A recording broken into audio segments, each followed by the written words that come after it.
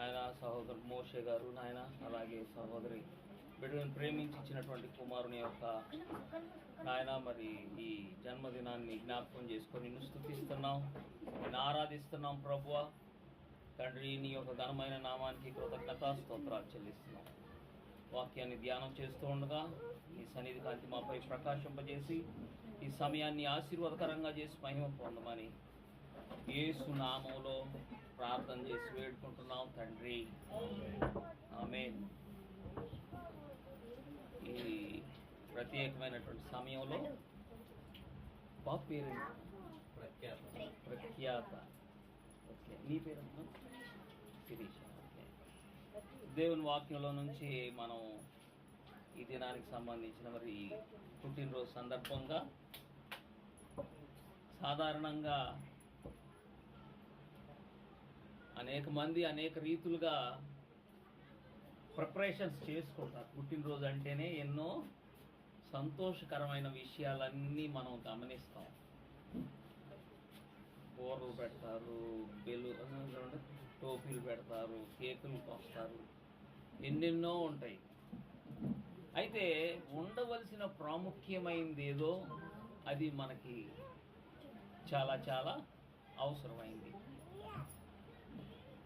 ప్రాముఖ్యంగా మనం గమనించినట్లయితే మరి కృతజ్ఞతాస్తుతులు చెల్లించడం, దేవునికి కృతజ్ఞతాస్తుతులు చెల్లించడం కోసం ఒక ప్రాముఖ్యమైనటువంటి ఒక ఆపర్చునిటీ అన్నమాట. ఇది అంటే అవకాశం, మనకి దేవుడిచ్చినటువంటి అవకాశాన్ని మనం లోకానికి చూపాలి. దేవుడు ఈ విధంగా నాకు చేశాడు అని. తర్వాత మన జీవితంలో మరి దేవుడు మనకు చేసిన దాన్ని బట్టి కృతజ్ఞతలు చెల్లించడం.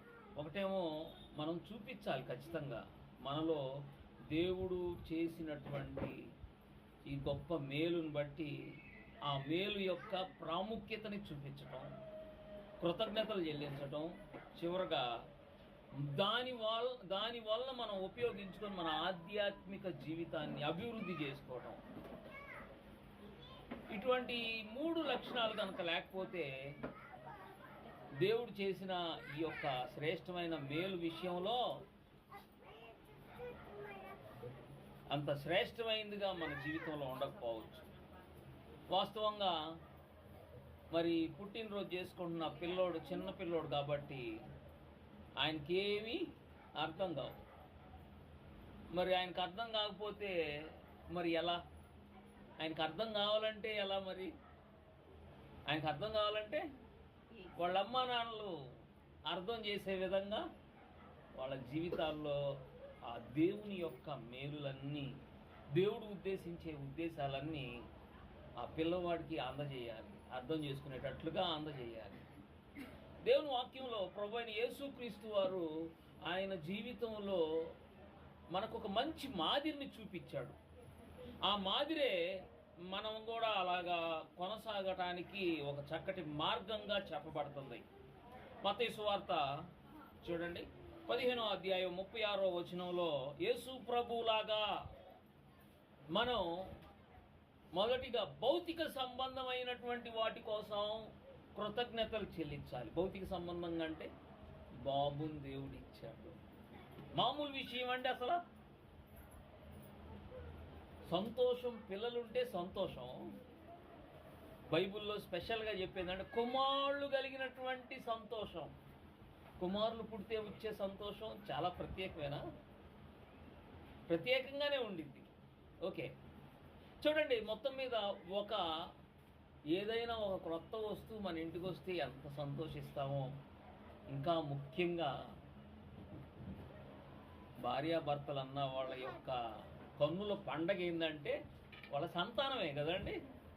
సంతానం కంటే మించిన భాగ్యం వాళ్ళ ఆస్తులు అంతస్తులు ఇవన్నీ లెక్కలోకి రావటం ఆ సంతానం ముందు. ఈ భౌతిక సంబంధంగా దేవుడు ఈ బిడ్డనిచ్చాడు.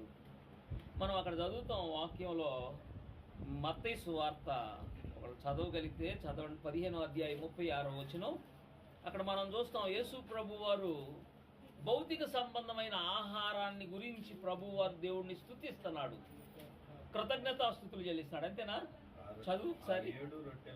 ఆ 7 రొట్టెలను పట్టుకొని చెల్లించి విరిచి, చూడండి, ఇవ్వబడినటువంటి ఆహారం అనేకులకు ఆశీర్వాదకరంగా చేయబడాలి.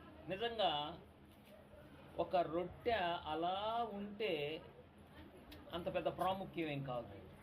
దాన్ని తుంచి మన నోట్లోకి వెళ్తేనే దాని యొక్క ప్రాముఖ్యత, విలువ మనకు వచ్చింది. అంతేనా?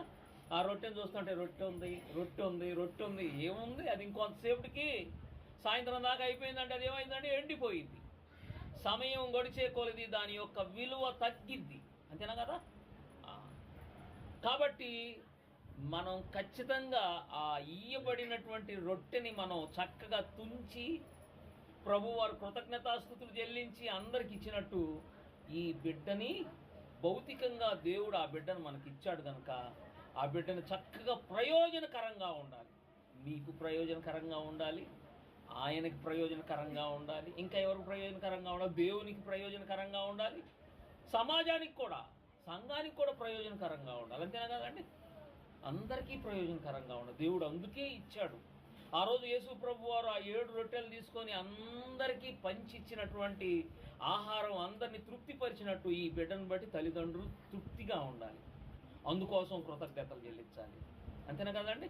అలాగే ఇచ్చిన దేవునికి కృతజ్ఞతలు చెల్లించాలి. అలాగే ఆ బిడ్డ ద్వారా అనేకులు తృప్తి పడే విధంగా దేవుడు మేలుకరంగా చేయనట్లు దేవునికి స్తోత్రాలు చెల్లించాలి. కనుక భౌతికంగా ఆ బిడ్డ దీవెనకరంగా మారటం కోసం తల్లిదండ్రులు నిరంతరం స్తుతులు చెల్లించాలి. ఇంకొక మాటను మనం చూద్దాం. వాక్యంలో గమనించినట్లయితే భౌతికంగానే కాదు, ఇంకొకటి ఏంటంటే యేసు ప్రభు వారు స్తుతిస్తున్నారు. వాక్యంలో మనం గమనిస్తాం. చూడండి, యోహాను సువార్త 3వ అధ్యాయం 3 నుంచి 5 వరకు చదువుదాం. అందుకు యేసు అతనితో, ఒకడు క్రొత్తగా జన్మించితేనే గాని దేవుని రాజ్యమును చూడలేడు చెప్పుచున్నాను. ఒకడు నీటి మూలముగాను ఆత్మ మూలముగాను జన్మించితేనే కానీ, ఆ తర్వాత ఉన్న మాట నేను మిస్ చేశాను మధ్యలో ఉన్నటువంటి వాడు. 5వ వచనంలో ముసలివాడైన మనుషుడు ఎలాగూ జన్మింపగలడు, రెండవ మారు తల్లి గర్భమందు ప్రవేశించి జన్మించగలడా అని అడిగినప్పుడు ఒకడు నీటి మూలముగాను ఆత్మ మూలముగాను జన్మించితేనే గాని దేవుని. చూడండి, ప్రభువారు ఒక కుమారుడిని ఇచ్చాడు, పుట్టాడు, దేవునికి స్తోత్రం. అయితే ఆ మొదటి జన్మతోనే ఆ బిడ్డ జీవితాన్ని అలాగ కొనసాగించడం అనేది ఆ బిడ్డకి క్షేమకరం కాదు. మరి ఏం చేయాలి? ఆ బిడ్డ ఆధ్యాత్మికంగా జన్మించే అనుభవాన్ని కూడా ఆ బిడ్డకి అందజేయాలి. ఆ విషయంలో దేవునికి స్తోత్రాలు చెల్లించాలి. అందరూ ఆ శ్రద్ధ తీసుకుంటున్నారా కదా? అవునా? తీసుకుంటున్నారా? తీసుకుంటే దేవునికి స్తోత్రం. అందరికీ అంత శ్రద్ధ ఉంటే సమాజం అంతా దేవుని మహిమతో తేజరిల్లిపోతూ ఉండేదేమో. అంతేనా?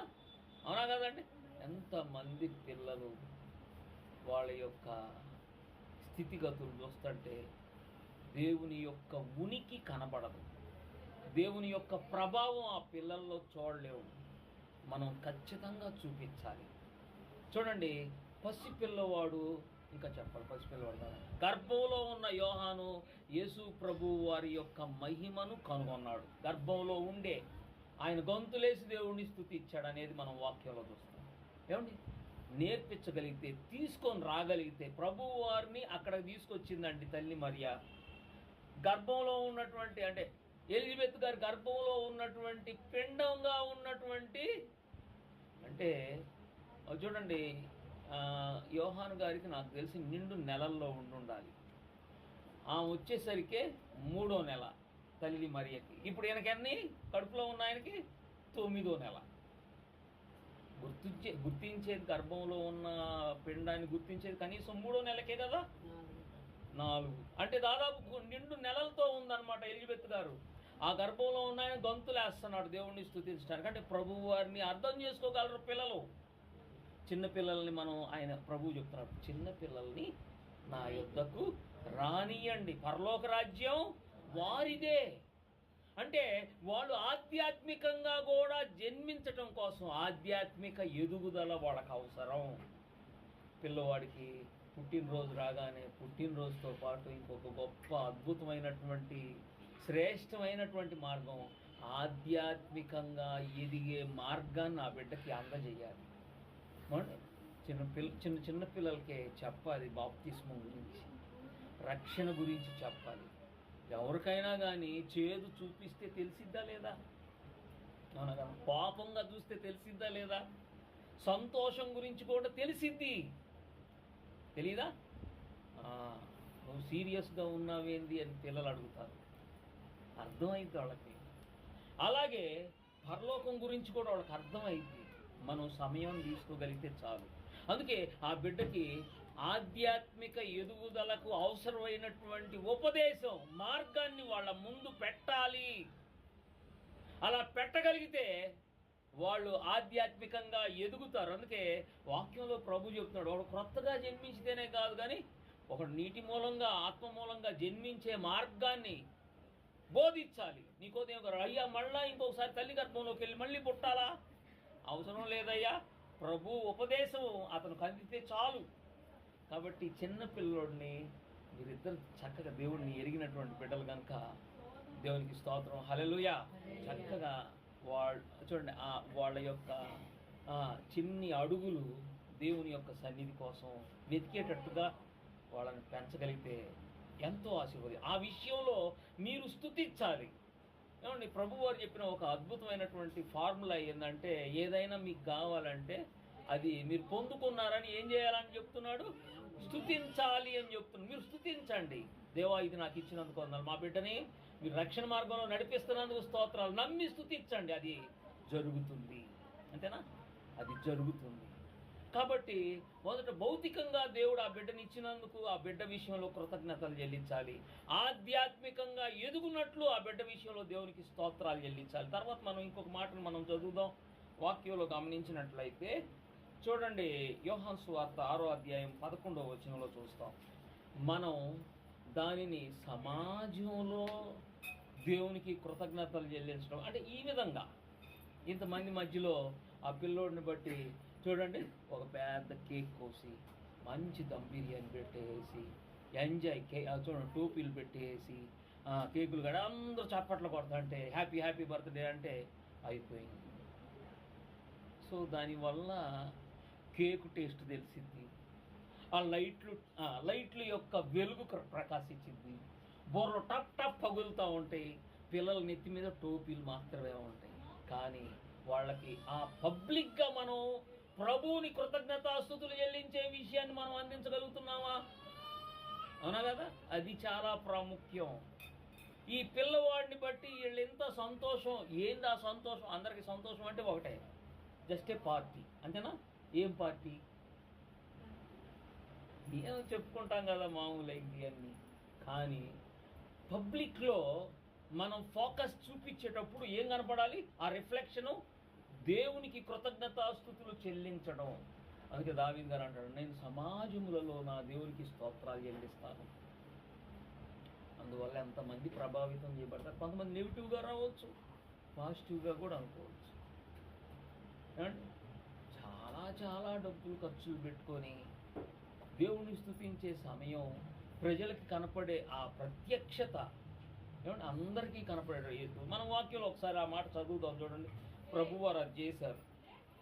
6వ అధ్యాయం 11వ వచనాన్ని చదువుదాం. ఆ రొట్టెలను పట్టుకొని కృతజ్ఞతాస్తుతులు చెల్లించి వారికి వడ్డించెను. చేపలు కూడా వారికి ఇష్టమైనంత మట్టుకు వడ్డించెను. తృప్తిగా తిరిగిన తరువాత ఏమీ నష్టపడకుండా మిగిలిన ముక్కలను పోగు చేయడానికి తన శిష్యులతో చెప్పాను. చూడండి, ఇదంతా ఎక్కడ జరిగింది? రహస్యంగా చేసి అందరికి రొట్టెలు పంపించాడు ప్రభువారు. అలాగే మన పిల్లవాడి విషయంలో కూడా అందరికీ, ఇంకా తిమోతికి చెప్తాడు అనమాట, నీ యొక్క అభివృద్ధి అందరికీ కనబడనిమ్ము అని తిమోతి పత్రికలో చక్కగా చెప్తాడు. నీ అభివృద్ధి అంటే నీ కుమారుడు దేవుడిలో ఎదుగుతున్నాడు అన్న ఆ శ్రేష్టమైన విషయం. భౌతికంగా ఎదుగుతున్నాడు, ఆధ్యాత్మికంగా కూడా ఎదిగే మార్గాన్ని ఆ బిడ్డకి అందిస్తున్న విషయం అందరూ తెలుసుకోవాలి. అవునా కదా? అందరూ ఎందుకు తెలుసుకోవాలి? అరే ఆ పిల్లోడు ఇంత చక్కగా మంచి స్వభావం కలిగి ఉన్నాడు. మనం చూద్దాం యోసేపుని, మిగతా 11 మందిని చూద్దాం. యోసేపుని 11 మంది కాదు 10 మందిని చూద్దాం. బెన్యామీన్ అంటే చాలా చిన్న పిల్లోడు కాబట్టి ఆయనకు అంత ఊహ లేదు. ఇస్రాయేల్ అంటే యాకోబుకు పుట్టిన 12 మందిలో యోసేపు కాకుండా మిగతా 10 మంది పెద్దోళ్ళని చూద్దాం.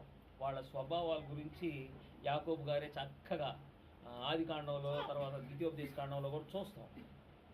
వాళ్ళ స్వభావాలు ఒకడంట కట్ల పాములాగా ఉంటాడంట, ఇంకొకడు చాలా భయంకరమైనటువంటి స్వభావాలతో ఉన్నట్టుగా మనం చూస్తాం. యోధా దగ్గర, యోసేపు దగ్గరే చాలా ప్రత్యేకమైనటువంటి వ్యక్తులుగా చూస్తాం.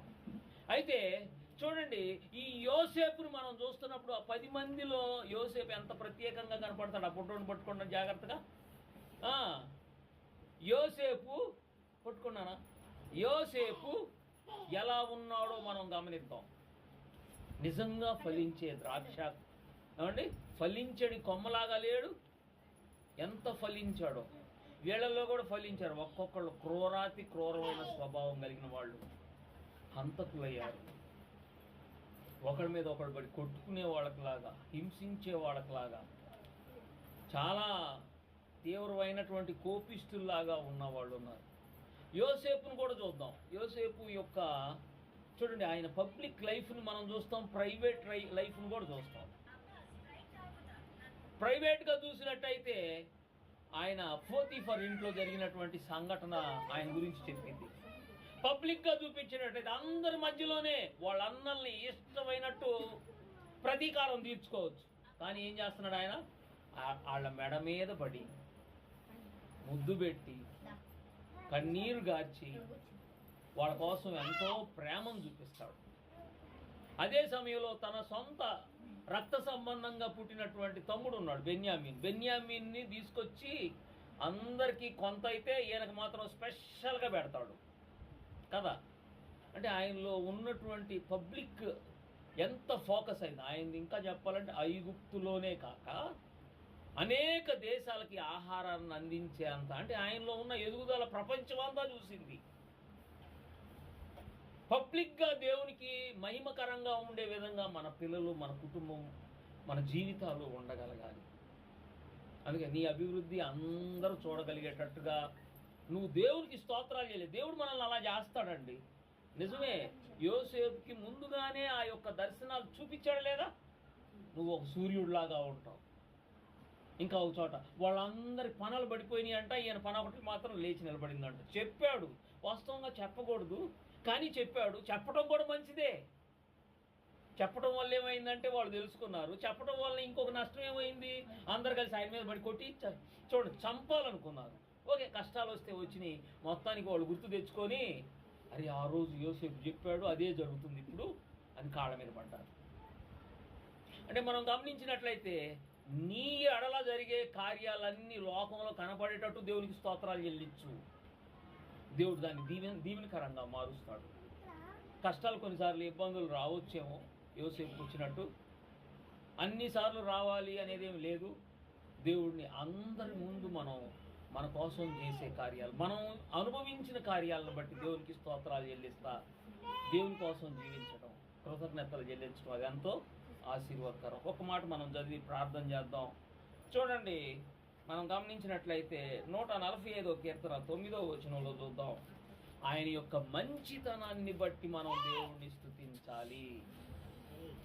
ఆయన యొక్క మంచితనాన్ని బట్టి 45వ కీర్తన 9వ వచనం. యెహోవా అందరికీ ఉపకారి, యెహోవా అందరికీ ఉపకారి, ఆయన కనికరములు ఆయన సమస్త కార్యముల యందు ఉన్నవి. యెహోవా నీ క్రియలన్నీయు కృతజ్ఞతాస్తుతులు చెల్లించుచున్నవి. దేవునికి స్తోత్రం, హల్లెలూయా. అసలు ఈ 145వ కీర్తన అంతా చదువుకుంటుంటే ఆయన చేసే కార్యాలు, అద్భుత కార్యాలు, మహత్ కార్యాలు, గొప్ప కార్యాలు, ఆయన మంచితనం అంతా ఎంతో చక్కగా కనపడుతుంది. మనం ఒక్కసారి 8వ వచనంలో చూడవచ్చు. యెహోవా దయాదాక్షిణ్యములు గలవాడు, ఆయన దీర్ఘశాంతుడు, కృపాతిశయము గలవాడు, ఆయన అందరికీ ఉపకారి. అంటే ఉపకారము అంటే ఏమంటారండి? మంచి పని, అవునమ్మా, ఉపకారము, సహాయము. ఇలా చూడండి, ఆయన తన యొక్క మంచితనం అంతా మోషేకి చూపాడంట. అలాగే ఆయన అందరికీ ఒకేలాగా చూపగలడు. కాబట్టి ఆయన యొక్క ప్రతి మంచి విషయాన్ని బట్టి మనం దేవుణ్ణి స్తుతించాలి. ఆయన మన కోసం మన జీవితకాలం అంతా ఆయన చేస్తానే ఉంటాడు మేలులు. మరి బిడ్డ విషయంలో దేవుడు చేసిన మేళ్ళన్నింటిని బట్టి కృతజ్ఞతలు చెల్లిస్తా. మరి ఆ బిడ్డకి భౌతికంగా చేసిన మేళ్ళు, అలాగే ఆత్మ సంబంధంగా ఎదుగునట్లు దేవునికి కృతజ్ఞతలు చెల్లించటం, భౌతికంగా దేవునికి కృతజ్ఞతలు చెల్లించటం, అలాగే మరి సమాజంలో ఆ బిడ్డని ఇంకా తన యొక్క ఎదుగుదలని కనపరచబడేటట్టుగా ఈ విధంగా సాక్ష్య జీవితం కలిగి ఉండే విధంగా దేవుణ్ణి స్తుతించడం, ఆయన మంచితనం అంతటిని, ఆయన చేసిన కార్యాలన్నీ జ్ఞాపకం చేసుకొని దేవునికి స్తుతులు చెల్లించడం, అటువంటి కృప మరి ఈ కుటుంబంలో, ఈ చిన్న బిడ్డకి, ఈ తల్లిదండ్రులకి, ఇక్కడ ఉన్న మనందరికీ దేవుడు సమృద్ధిగా అనుగ్రహించి నిరంతరం కృతజ్ఞతాస్తుతులు చెల్లించే దేవుని బిడ్డలుగా ఉన్నట్లు ప్రభువుకి మనం మహిమ చెల్లించుదాం. ప్రార్థన చేద్దాం. చిన్న ప్రార్థన చేసి ఈ మాటలు నేను ముగిస్తాను. ప్రభువా, నీకు వందనాలు, స్తోత్రాలు చెల్లిస్తున్నాం తండ్రి. ఈ సమయాన్ని బట్టి నీకు వందనాలు, ఈ చిన్న బిడ్డను బట్టి నీకు వందనాలు దేవా. మోషే శిరీషాలను బట్టి నీకు స్తోత్రాలు తండ్రి. నాయన, బిడ్డలను దీవించండి, ఆశీర్వదించి నీ ప్రభుత్వం నీకు మహిమ పొందండి. నాయన, ఆ బిడ్డకి జ్ఞాన దీర్ఘాయుష్మంతునిగా చేసి నీ దయందు, మనుషుల దయందు, జ్ఞానమందు, వయస్సు బుద్ధి అందు సర్వ సమృద్ధిగా వర్ధల చేసి ఆశీర్వదించి మహిమ పొందమని యేసు నామములో ప్రార్థిస్తున్నాం తండ్రి. ఆమేన్. ఆమేన్. మన మధ్యలో అక్కున్నారు, మరి ఆ బిడ్డను దీవిస్తా కొద్ది మాట